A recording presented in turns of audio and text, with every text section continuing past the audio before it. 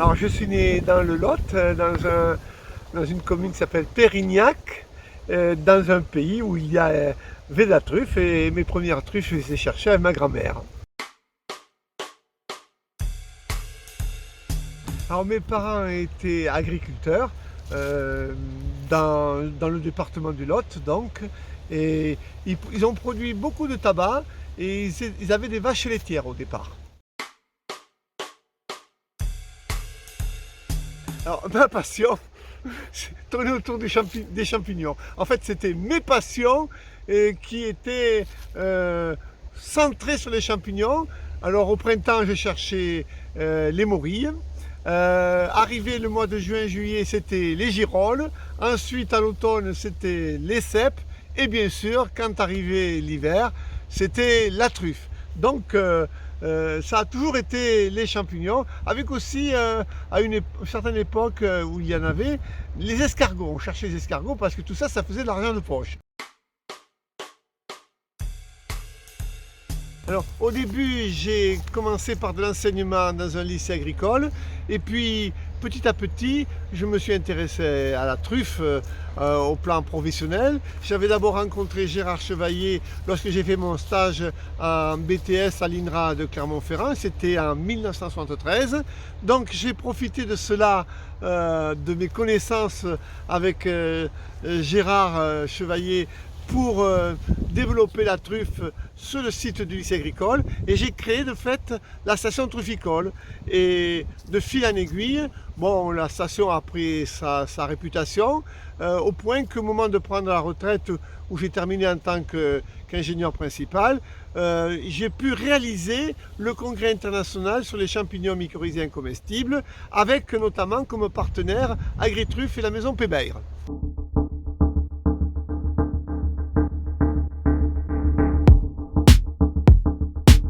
Alors d'abord, j'ai découvert la truffe avec ma grand-mère maternelle pendant mon enfance, où j'adorais aller chercher la truffe dans les bois clairs de chêne vert, à la limite du Périgord.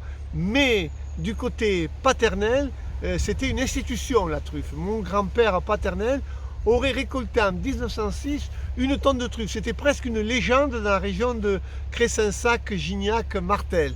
Alors bon, la truffe a commencé durant mon enfance.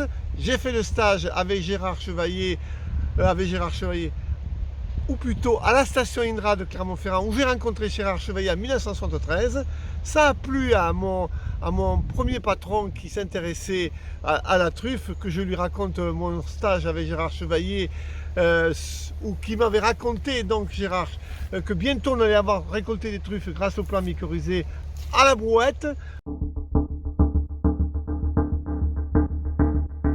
Ma première dégustation, je devais avoir 4 ou 5 ans, ça s'est pas très bien passé. Je ne comprenais pas pourquoi on mangeait des trucs noirs parmi l'omelette. Et puis petit à petit, en grandissant, j'ai trouvé la chose très intéressante, surtout son côté aromatique. J'adore les fruits parfumés, j'adore les champignons parfumés, et j'adore enfin tout ce qui a de la saveur et du parfum. Voilà. Cette plantation date de 1995. Alors c'est une plantation qui est assez âgée, qui a produit mélanosporum et petit à petit elle a basculé pour des raisons que j'ai expliquées avec la contamination de la forêt à côté, en brumale. Mais rapidement c'est Tuber estivum qui a pris le dessus. Alors cela dit, je ne suis pas resté à cette plantation, j'ai une autre plantation beaucoup plus conséquente sur le cos de Course. C'est un plateau calcaire où là j'ai de la mélano, mais c'est une plantation encore plus vieille. Alors j'ai dû restaurer une autre partie de cette plantation et je suis toujours en train d'arracher, de couper des arbres pour replanter de façon à continuer à avoir de la mélano, puisque c'est ma truffe de prédilection, la mélano. Et d'ailleurs, très franchement, si je récolte beaucoup d'estivum dans cette plantation, au mois de juin dernier j'ai récolté pratiquement 40 kg de truffes, ça ne me satisfait pas. Hein. Pour moi, la vraie truffe, c'est quand même la mélano. Alors je ne dis pas que les autres ne sont pas bonnes, mais je suis tombé dans la mélano quand j'étais petit et je défends la mélano au bec et ongle. Alors, j'ai planté ces arbres en 1995 avec des arbres mycorhizés. Vous voyez derrière moi surtout du chêne vert, mais il y a aussi des noisetiers. Alors ces arbres, bon, je les ai pris chagrin et truffe. Au départ, il y a eu quelques ennuis, notamment avec le chevreuil, qui m'a vraiment abîmé un certain nombre d'arbres.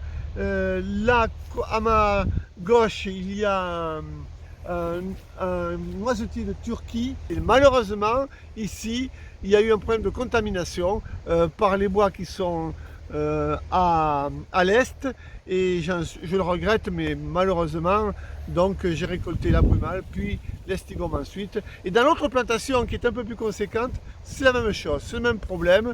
Dès lors qu'il y a des chênes tout autour de la plantation, on risque d'avoir, dans cette région traditionnelle du Lot, on risque d'avoir des contaminations et par brumale et par estigome. Mon premier cavage, je devais avoir 4 ou 5 ans, avec un chien qui s'appelait Perly. C'était le chien de ma grand-mère. Et bon, moi je ne comprenais pas pourquoi le chien ne m'obéissait pas. C'est seulement 30 ans plus tard, ou peut-être moins, 20 ans plus tard, que j'ai compris qu'un chien, pour chercher les truffes, devait être très en accord, très en empathie, si on peut dire, avec son maître. En l'occurrence, c'était ma grand-mère, et j'étais ébloui par la performance du chien qui cherche sous les ordres de ma grand-mère maternelle, qui s'appelait Marie-Louise. Voilà, elle était née en 1900, hein, ce qui est fait il y a longtemps. Oui, alors là, j'avais l'intention de répondre aux questions des trufficulteurs de façon efficace. J'avais fait plein de petites feuilles, soit pour planter, soit pour arroser, soit pour fertiliser. Je vous parle d'un temps que les moins de 20 ans n'ont pas connu. Donc un jour j'ai dit, pourquoi ne pas faire comme l'ACTA, faire le guide pratique de la trufficulture, comme il existait un guide pratique de défense des cultures. Je me suis lancé dans l'opération et j'ai trouvé des relecteurs, dont Gérard Chevalier, qui fut mon premier relecteur, qui me corrigea et le texte et nota en même temps qu'il y avait des fautes orthographes. Alors bien sûr le guide après a évolué puisqu'il y a eu 5 éditions, mais bon, j'avais envie de répondre à un besoin des trufficulteurs que je rencontrais fréquemment dans la campagne, qui me demandaient des conseils. Alors j'ai dit, bon, on va tout regrouper dans un document qui sera pratique, on va dire. Oula, c'est beaucoup de un sentiment de reconnaissance très fort de la part de ceux qui m'ont d'abord soutenu dans mon activité. Je pense au département du Lot. C'est aussi un sentiment de reconnaissance très fort de la part des trufficulteurs, puisque les trufficulteurs m'ont soutenu, m'ont conforté dans mon action, et puis aussi un sentiment de reconnaissance que je dois avoir en réciprocité vis-à-vis de ma famille, qui m'a aussi porté dans mon action, qui a été surtout très patiente. Je pense surtout à mon épouse et à mes 2 filles qui ont essayé de comprendre mon engagement au niveau de la truffe. Ah oui, d'abord je m'intéresse, je suis très impliqué dans le trufficulteur français, où je collecte les informations qui viennent des 4 coins de France. Je compte rajeunir mes plantations.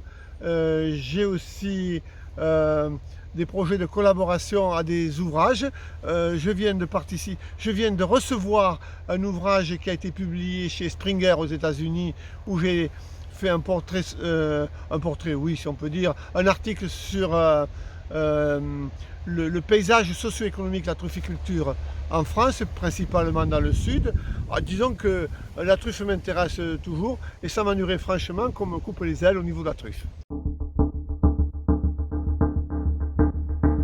Oui, je pense que l'avenir de la truffe passera par l'arrosage. Les Espagnols l'ont montré, ils ont fait des prus à très grande profondeur pour arroser les truffières, mais avec une économie d'échelle du fait qu'ils ont planté sur de grandes surfaces. Et nous, Français, il nous faut se lancer, il faut promouvoir la question de l'eau dans les plantations truffières. C'est à ce prix-là qu'on aura des truffes de façon régulière et de façon, si je puis dire, rationnelle. Certes, il y a d'autres problèmes, mais l'eau est le premier facteur limitant, surtout dans le contexte du changement climatique.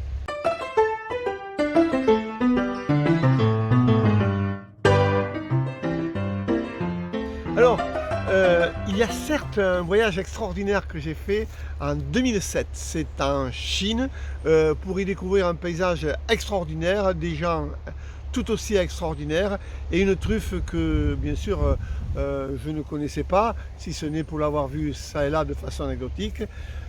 Cependant, je crois que le souvenir de voyage truffier le plus impressionnant fut en janvier 1993. Non, janvier 1994, c'est une plantation dans le Tarn-et-Garonne, à Puy-Gaillard, où j'ai vu que les noisetiers, que je n'apprécie pas beaucoup parce que c'était des arbres qui étaient très sensibles à tuber brumal, produisaient la mélano dans les conditions du milieu naturel, c'est-à-dire dans les conditions des truffières naturelles. Et dans le cas particulier, tous les noisetiers produisaient la mélano, et c'était absolument magnifique. Alors j'ai retrouvé la même année à Pézus, dans le Périgord, le même phénomène, et j'ai appris grâce à Pierre Rouche qu'il existait la même chose à côté d'Apt, chez un autre trufficulteur qui avait laissé faire la nature, si on peut dire, sur la plantation. Et je peux dire que l'hiver 1993-94, c'est l'année qui m'a laissé le plus fort souvenir en matière de trufficulture, en matière de connaissance sur la trufficulture. Alors, ce n'est pas un voyage lointain comme en Chine, mais c'est un voyage qui m'a beaucoup marqué. Alors ensuite, il y a l'Australie, un voyage que j'ai fait d'ailleurs avec Damien, dans la région de Manjimup, où on a vu une plantation qui produisait ses 300 kg hectares. Et là, c'était extraordinaire. Les truffes avaient été couvertes avec du sable calcaire. Le sol, c'était un sol sableux calcaire. Il y avait des truffes partout. Et surtout, la taille des arbres en fait, comment on réduisait la vigueur des arbres était de façon complètement abracadantesque. Les propriétaires australiens taillaient les arbres vraiment de façon épouvantable, mais ça marchait. On avait des noisetiers tout rabougris et on récoltait des mélanos magnifiques. Quand je vous dis 300 kg de truffes à l'hectare, j'ai vu les truffes et j'ai vu le marché aux truffes en Australie, à Manjimup. C'était en 2017, si je me souviens bien. Hein. Et on a vu, là c'était vraiment le sommet de la technique. Alors évidemment, il y a aussi l'Espagne, sauf que pour le français que je suis, l'hiver 1993-1994 est certainement celui où j'ai le plus appris dans la manière de concevoir l'écosystème truffier. Je vais vous donner la recette du paresseux de la cuisine, à savoir des tagliatelles cuites de façon très classique avec un peu de beurre, et dessus vous râpez de la truffe, en veux-tu en voilà, et c'est certainement la façon la plus facile de faire la truffe. Alors évidemment, on pourrait ensuite parler des truffes pelées que l'on va mettre dans une barde de lard et que l'on va glisser sous la cendre à cheminée. Alors ça c'est aussi facile, mais ça demande aussi un peu d'investissement. Ah oui, je reviens toujours sur l'hiver 93-94. C'était donc au mois de janvier 94, ça devait être le 15 ou 16 janvier 1994.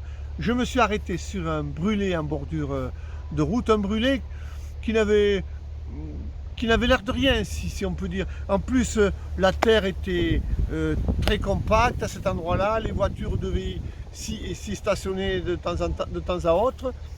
Et j'avais donc le chien, on s'est arrêté, on a gratté 4 ou 5 trous, on a récolté 500 grammes de truffes magnifiques. Et ça m'a tout, ce qui m'a permis de dire que la truffe travaille son sol, elle prépare son sol.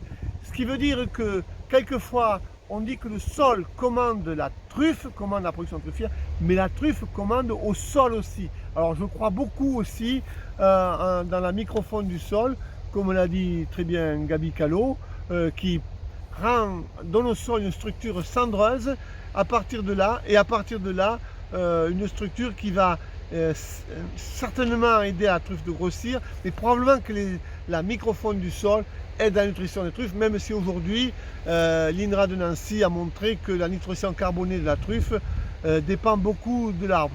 Personnellement, je suis convaincu que la faune autour de la truffe joue un rôle aussi dans l'écosystème ou dans le micro-écosystème de la truffe.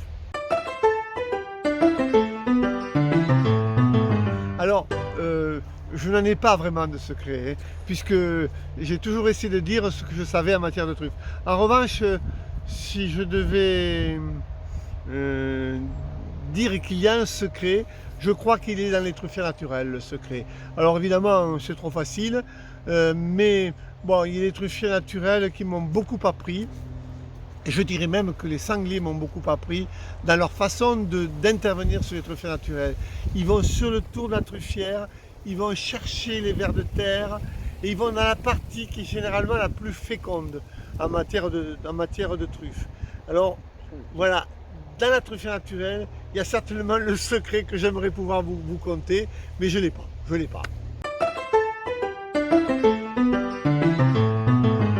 Oui, bien, j'ai été ravi d'avoir de vous accueillir sur mon site. Bon, c'est pas la meilleure des plantations puisque c'est une plantation qui est maintenant pris de l'âge. J'aimerais dire qu'il faut garder le moral pour ce qui est l'avenir de la truffe. Les Français n'ont pas dit leur dernier mot, c'est le moins qu'on puisse dire. Il y a certes les Espagnols, les Australiens qui font très fort, mais nous, dès lors qu'on maîtrisera l'eau dans la plantation truffière, dès lors qu'on aura les moyens d'aller jusqu'au bout en matière d'eau, et puis qu'on sera un peu plus transparent aussi dans sa façon de dire les choses sur le plan technique, mais aussi sur le plan économique, et peut-être aussi dans la manière de considérer la truffe comme un vrai produit de l'agriculture. Dès lors qu'on saura faire tout ça, je pense que les Français sauront retrouver, ils n'ont pas perdu, mais sauront faire de la truffe au même niveau que celui qu'on a connu autrefois, dans un temps où elle était très facile, mais parce que le climat s'y prêtait, parce que l'écosystème s'y prêtait. Voilà, disons que s'il fallait dire en un seul mot, ce que je pense de l'avenir, c'est restons confiants. Voilà.